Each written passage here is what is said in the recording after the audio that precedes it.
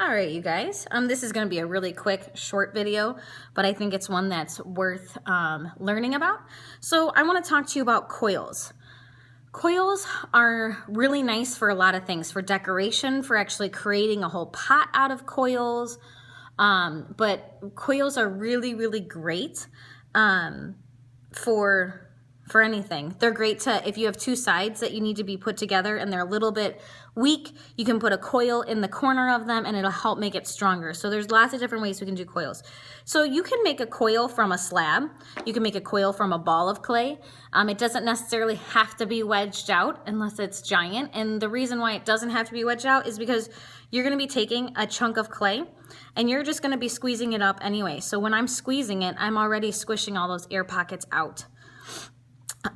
So when you squeeze it, you do, sorry about the bell, you do want to squeeze it out so that it's sort of a longer piece here, because a coil is a long tube of clay, I guess. The other thing is you don't really want to make a coil on your clay cloth, even though you should be working on your clay cloth all the time, because it will roll up in the clay cloth and it'll get stuck. So I'm going to move all of my supplies out of the way. I'm just going to roll my clay cloth up right here. And when you make a coil, you're going to want to use the palm of your hand. Don't use your fingertips. And you're going to want to try to apply even pressure across the whole thing. So I'm going to start, I want to make a coil. So I'm going across. One side's a little bit thicker. There we go. I can feel it sort of thinning out a little bit. So just going across like this. I'm sure you guys have made this before with Play-Doh, like a snake of some sort.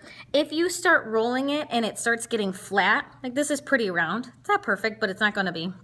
Starts getting flat, pick it up and just pinch it where it's flat, and then it'll get round again. If you start rolling it and you notice, if you look inside, there's an air pocket, then you need to start over.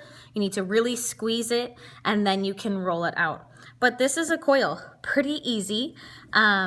Like I said, you can make whole pots like this, but this is really great for any kind of decoration, vine, making swirls, making flowers, whatever you want, because it really works nicely to create whatever thing you want.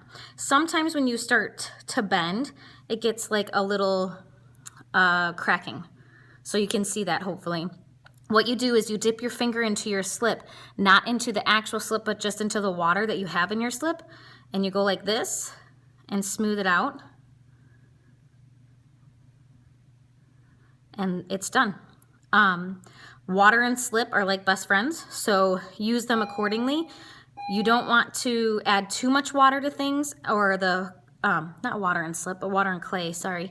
Water and clay are best friends, so you don't want to actually add too much water to it, or else your clay will get too wet and it'll start falling apart. But if you have places that you want to get smooth, just dip your finger in some water and you can use it that way. Don't take a giant handful of slip and do that. That's not what slip is for. Slip is glue for clay. So that is the tutorial on coils, how to create one. Pretty easy, pretty quick. Hope you enjoyed it.